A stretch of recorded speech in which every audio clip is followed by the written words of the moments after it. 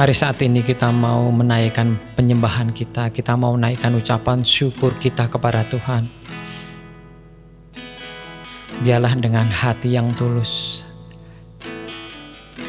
Mari kita mau sembah Tuhan. Kita mau naikkan suara kita. Biarlah dengan penyembahan kita, nama Allah ditinggikan. Karena Engkaulah hanya satu-satunya Tuhan yang dapat kami andalkan di dalam kehidupan kami. Terima kasih Bapa.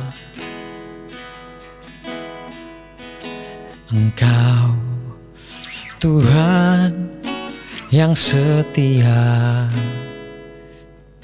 waktumu selalu yang terbaik. Engkau Tuhan sandaranku, dan ku hanya kan berharap padamu.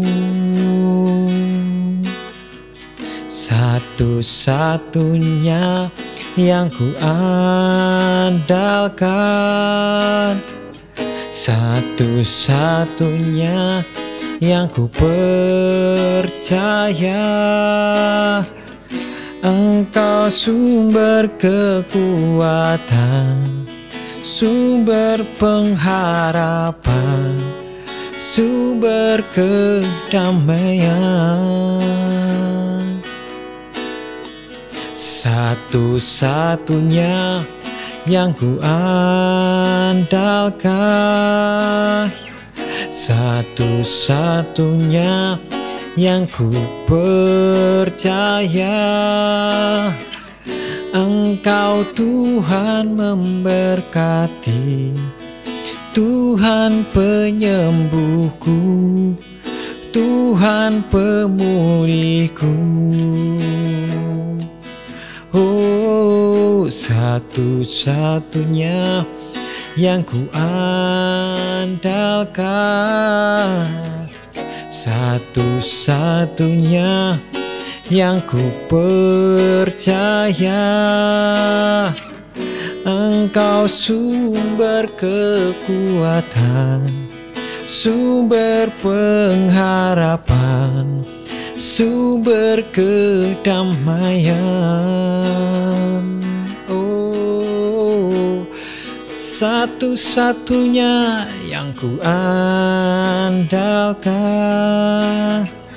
satu-satunya yang ku percaya.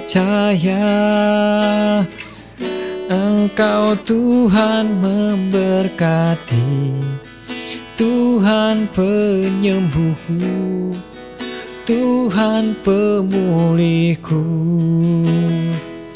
Oh, Engkau Tuhan memberkati, Tuhan penyembuhku, Tuhan pemulihku. Oh, Engkau Tuhan memberkati, Tuhan penyembuhku, Tuhan pemulihku. Oh, Engkaulah harapan kami, karena tiada yang lain selain Kau Tuhan Allahku yang hidup, yang menjadi penyembuh kami, yang menjadi pelepas kami. Kami percaya Tuhan bahwa Engkaulah satu-satunya harapan yang ada di dalam kehidupan kami. Ampuni kami Tuhan, mungkin kami sering berharap kepada harta kami, berharap kepada kepintaran kami, berharap kepada orang. Tapi kami saat ini Tuhan mau belajar, kami hanya mau berharap kepada Engkau. Karena Engkaulah yang sanggup untuk melakukan kesembuhan. Hanya Engkaulah yang sanggup melakukan kelepasan. Dan kami percaya Tuhan, semuanya itu hanya ada dari-Mu. Terima kasih Bapa. Sebentar firman-Mu dibagikan, biarlah menjadi kekuatan bagi kami. Urapi kami dengan kuasa Roh Kudus-Mu Tuhan, sehingga kami dapat menerima firman, di tanah hati kami yang subur, sehingga menjadi buah yang lebat, yang baik di dalam kehidupan kami. Terima kasih Bapa, kami bersyukur buat semuanya. Hanya di dalam nama Yesus kami berdoa dan mengucap syukur. Amin. Selamat malam saudaraku dan shalom semuanya. Bersyukur hari ini kita masih diberi kesempatan untuk kita bisa bersekutu walaupun secara online. Kami bersyukur dan kita seharusnya bersyukur akan kesempatan hidup yang Tuhan telah berikan kepada kita pada hari ini. Bersyukur itulah yang harus kita lakukan di dalam kehidupan kita setiap harinya. Dan hari ini kita mau meneruskan sharing firman Tuhan yang 2 hari kemarin kita sudah sharing tentang Matius 9, bagaimana Tuhan membuat mujizat kepada seorang janda yang mempunyai pendarahan selama 12 tahun dan juga anak seorang kepala ibadat yang dibangkitkan kembali dari kematian. Nah, kita mau melanjutkan sharing firman Tuhan selanjutnya, yaitu tentang Yesus menyembuhkan mata 2 orang buta. Di dalam Matius 9 ayat 27 sampai dengan yang ke-31. Ketika Yesus meneruskan perjalanannya dari sana, 2 orang buta mengikutinya sambil berseru-seru dan berkata, "Kasihanilah kami, hai anak Daud." Setelah Yesus masuk ke dalam sebuah rumah, datanglah kedua orang buta itu kepadanya, dan Yesus berkata kepada mereka, "Percayakah kamu bahwa aku dapat melakukannya?" Mereka menjawab, "Ya Tuhan, kami percaya." Lalu Yesus menjamah mata mereka sambil berkata, "Jadilah kepadamu menurut imanmu." Maka meleklah mata mereka, dan Yesus pun dengan tegas berpesan kepada mereka, katanya, "Jagalah supaya jangan seorang pun dapat mengetahui hal ini." Tetapi mereka keluar dan memasyurkan dia ke seluruh daerah itu. Amin. Lagi-lagi kita berbicara soal iman. Bagaimana dua orang buta ini sembuh karena imannya yang telah menyelamatkan mereka. Jika kita berbicara orang buta ataupun yang tidak melihat, yang tidak bisa melihat, itu ada sesuatu mungkin pada zaman dahulu sesuatu hal yang hina ataupun disepelekan. Ya, karena kita tahu bagaimana orang buta itu pasti seorang yang mungkin bisa dikatakan lebih terbelakang daripada orang yang bisa maksud saya dalam arti bisa melihat ataupun tidak ada kekurangan, diartikan seperti itu. Dan sekarang pun seperti itu. Orang buta biasanya sebenarnya mungkin mendapat kebanyakan pekerjaan yang tidak sebaik orang yang bisa melihat.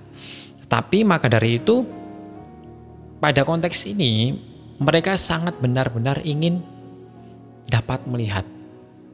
Dan mungkin kita juga tahu bahwa bagaimana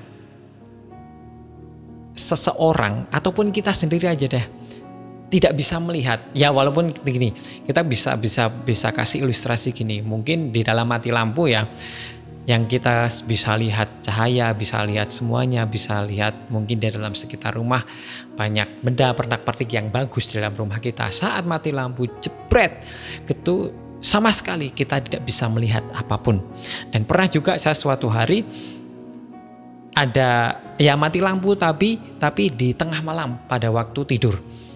Saya mungkin kalau tidur lelap nggak kerasa, tapi mungkin pada waktu itu saya kerasa dan serasa saya tuh nggak bisa nafas karena benar-benar gerak total dan waktu itu, dan ternyata mati lampu tuh.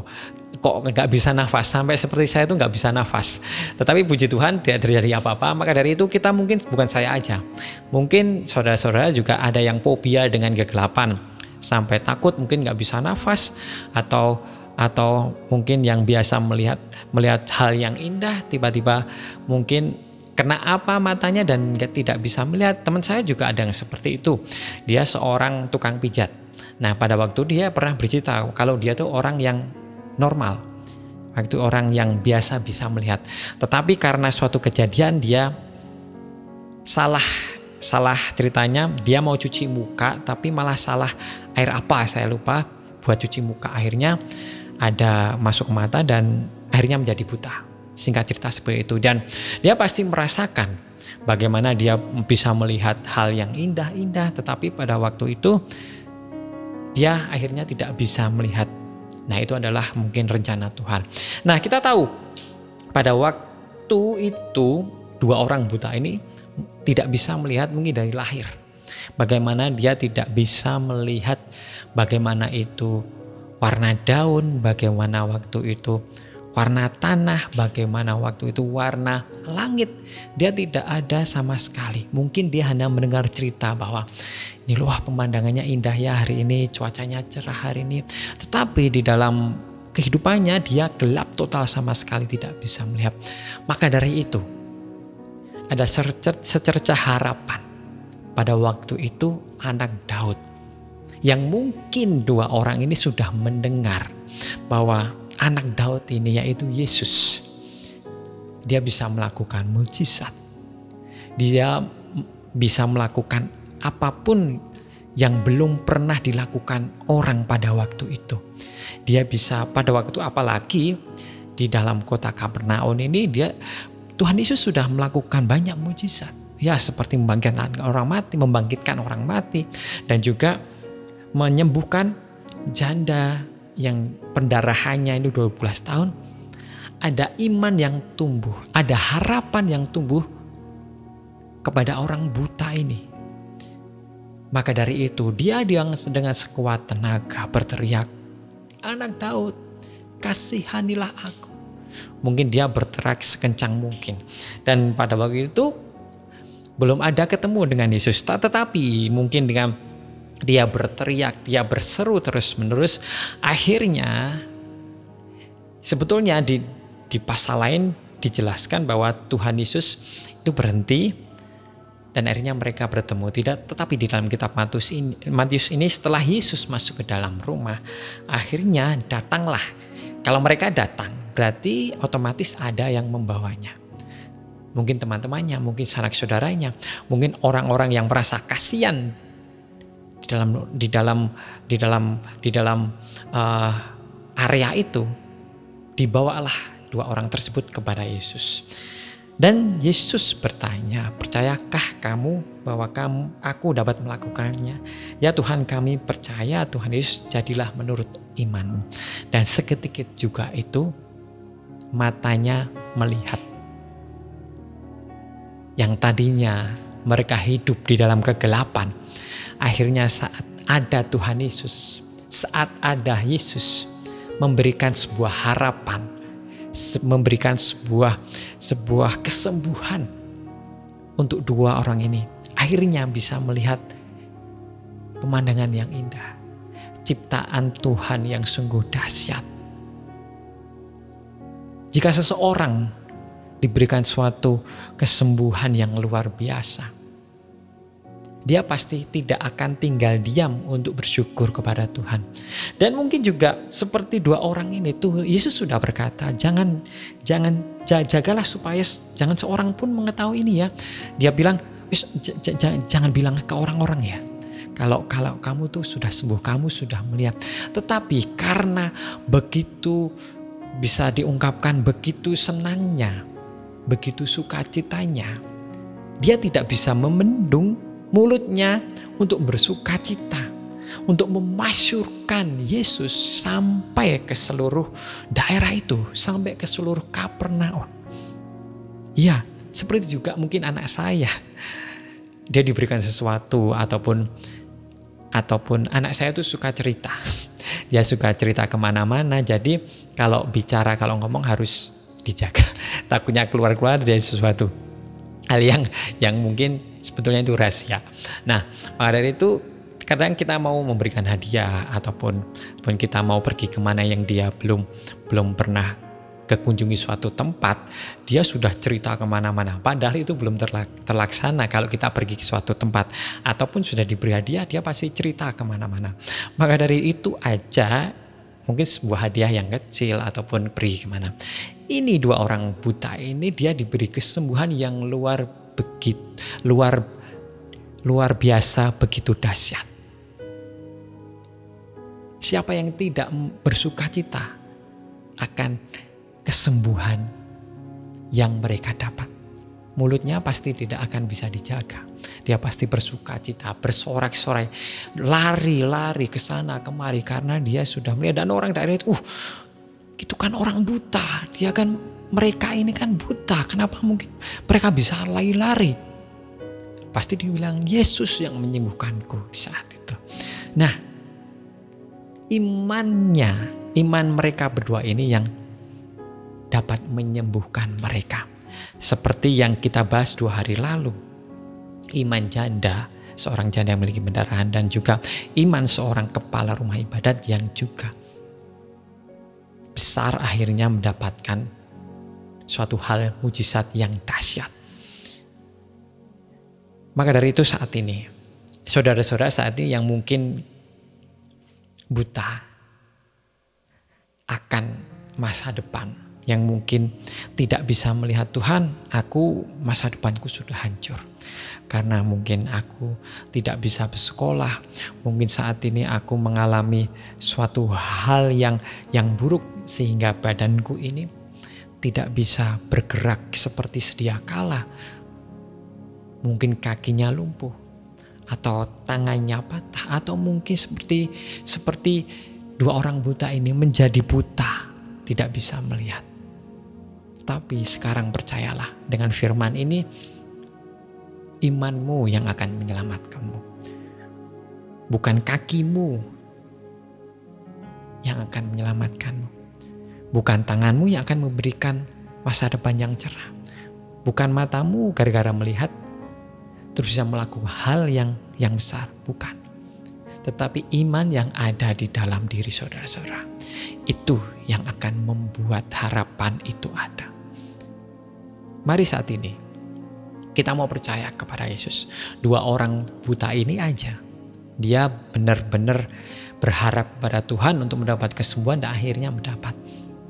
Apalagi kita yang tahu firman Tuhan, yang bisa melihat, yang utuh semua badan kita. Ataupun saat ini, seperti yang saya katakan tadi, bahwa mungkin terjadi sesuatu hal di dalam tubuh, di dalam diri saudara-saudara sehingga tidak bisa melakukan aktivitas seperti sedia kala. Tetapi percayalah, iman kita yang akan menyelamatkan kita.